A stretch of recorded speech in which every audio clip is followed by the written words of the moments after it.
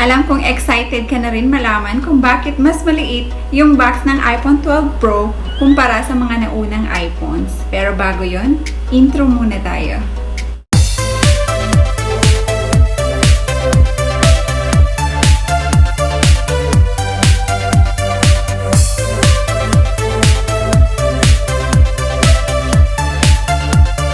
So ayun na nga guys, sabay-sabay nating tingnan kung ano ang laman ng iPhone 12 Pro.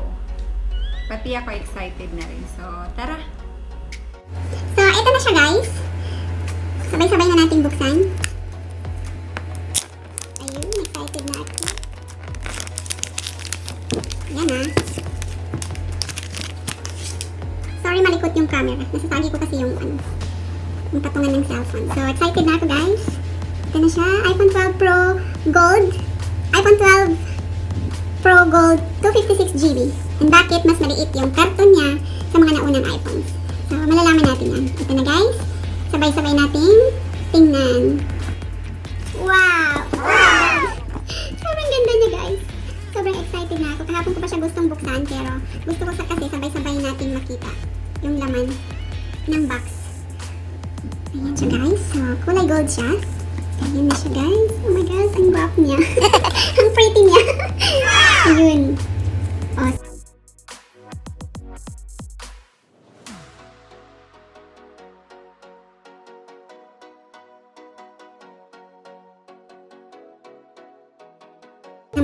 Oh my gosh, sobrang guwapo niya. Ang cool niya, sobra. And oh my gosh, gold. Ayan. So, bakit mas maliit yung box? Tingnan natin kung anong kasama niya. So, ang sabi nila, wala siyang kasamang charger. So, ayan guys. Open na natin lahat ng laman ng karton. So, wala siyang kasamang charger. Ito yung pin niya para maglagay ng SIM card. And siyempre, yung mga, alam nyo na, meron siyang paganyan-ganyan, sticker, charot. Usually, ang mga cellphone is may kasama silang free case, diba? Pero ito siya wala. And ito lang siya guys. Yan lang naman niya. Wow! Ito siya. Yan, cellphone. And ito. Yan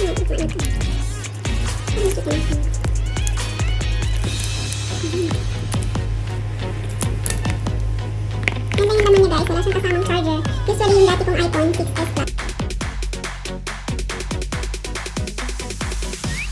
Ito kasi siya guys. Ito 5C po. Ito naman yung kulo ng charger. Pwede siya mag-charge na. Pwede siya mag-charge. Ito yung cellphone ko na Samsung. Ganito yung charger niya 5C. Subukan natin. Ilagay natin sa aking iPhone 12 Pro. Ayan, pwede siya mag-charge ng ganyan. So, pwede siya mag-charge sa mga laptop,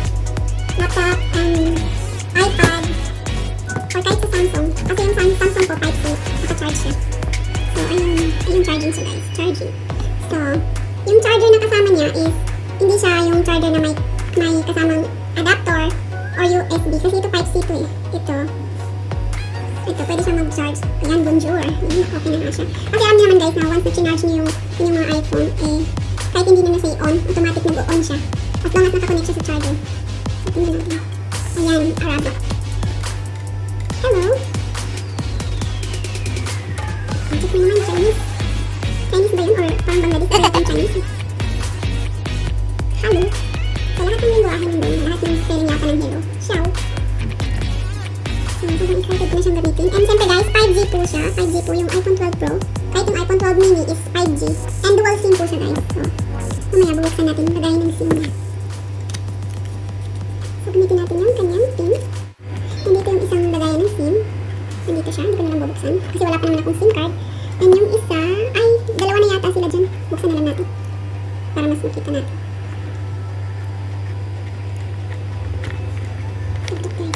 Alam niyo na, nag-iingat. Yung baby kasi. Madalas yung kamay-kamay oil. Yun. Ayun, nabuksan na natin. Parang medyo blurred yung ilaw. Kailangan din natin konti. Pagkita natin yung ilaw. Ayan. So, ayan siya guys. Ito yung lagayan niya ng SIM card. Sensor sa boses ko. Ayan. Yung sabi nila, dual SIM to. Pero isa lang yung nakikita ko dito. Lagayan ng SIM. Hanapin natin yung isa. Ayan.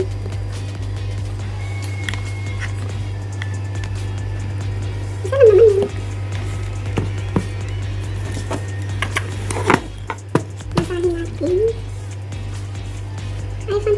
Pro Gold 256 GB, designed by Apple, made in California, assembled in China.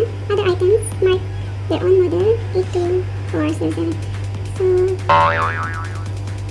sasayin natin guys. Yan.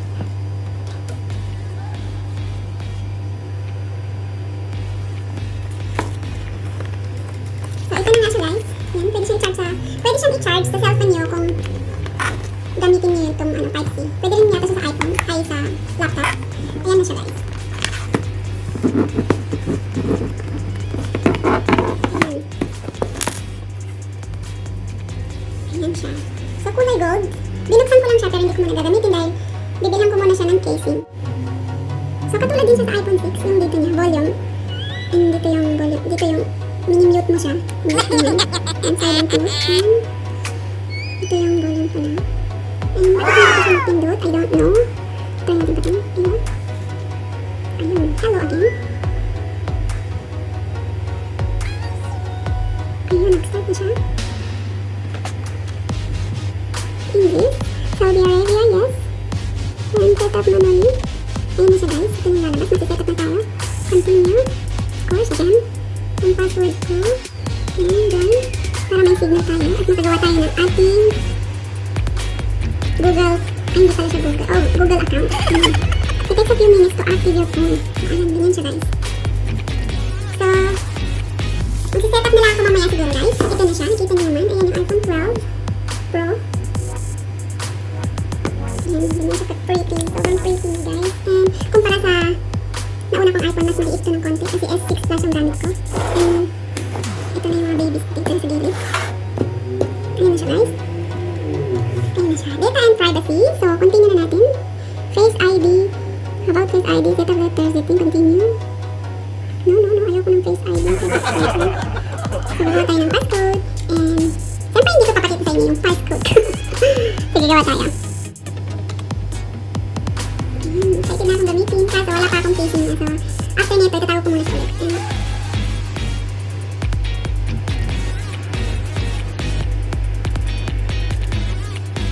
And, yan mamili lang. Choose how you want to transfer apps and data to this phone. Restore from iCloud. Backup. Restore from iCloud. So, yung Apple email ko is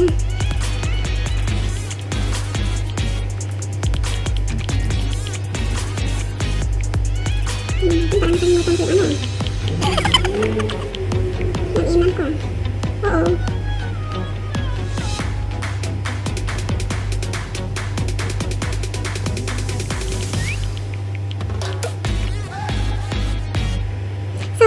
Ko siya guys. And then, saka ko na lang yung gagawin. Ito na lang muna. Hanggang dito na lang muna tayo. So, enjoy na lang natin.